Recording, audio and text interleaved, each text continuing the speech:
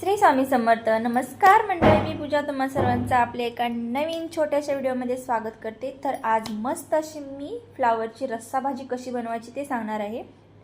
एकदम छान झणझणीत चमचमीत, एक चपाती खाशाल खात असाल तिथे दोन चपाती तुम्ही खाल याची मी गॅरंटी देऊन सांगते। आणि ताट एकदम स्वच्छ चाटून पुसून स्वच्छ कराल हे मी देखील सांगते गॅरंटी देऊन। तर चला आपण भाजी कशी बनवायची ते मी सांगते तुम्हाला। एका कढईमध्ये मी थोडंसं तेल घेतलेलं आहे, त्याच्यामध्ये आपल्याला कांदा मोठा मोठा चिरून टाकायचा आहे। त्याच्यानंतर कांदा मस्त असा ब्राऊन होईपर्यंत भाजायचा। त्याच्यानंतर आपल्याला थोडंसं खोबरं घ्यायचं आहे, तेही बारीक बारीक कट करायचं किंवा किसून घेतलं तरी देखील चालेल।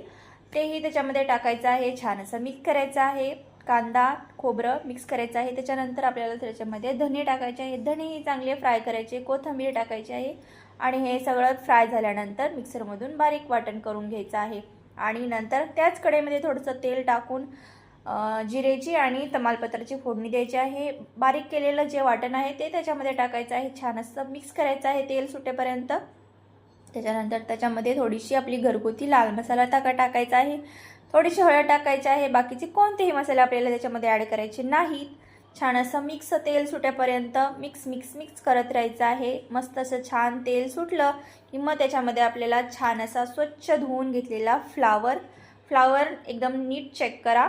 गरम पाण्यामध्ये तुम्ही थोडंसं हळद टाकून मीठ टाकून फ्लावर शिजवून मग घेऊन टाकू शकता, पण मी छान असं स्वच्छच धुवून फक्त घेतलेला आहे आणि तो त्याच्यामध्ये मिक्स केलेला आहे। छान असा आपला फ्लावर देखील एक 5 मिनिटं बिना पाणी ओतताच त्याच्या मसाल्यामध्ये वाफेवर शिजवून घ्यायचा आहे। नंतर त्याच्यामध्ये आपल्याला पाहिजे तेवढा रस्सा बनवायचा आहे, तेवढं पाणी गरम करायचं आपल्याला। छान असं पाणी गरम करूनच ओतायचं आहे। गरम पाणी ओतलेले भाजीला चव पण छान लागते, तरीही मस्त येते। तर पाणी ओतताना शक्यतो गरमच पाणी होता। तर छान असं गरम पाणी ओतायचं आहे आपल्याला, जेवढं पातळ हवं आहे भाजी तेवढं।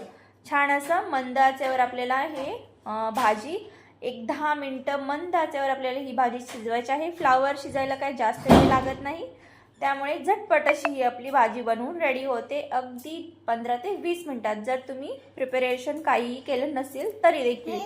तर बघा मस्त अशी आपली तर्री आली आहे भाजीला, मस्त अशी छान दिसते की नाही भाजी। वरून छान अशी बारीक चिरलेली हिरवीगार अशी कोथिंबीर आपल्याला टाकायची आहे।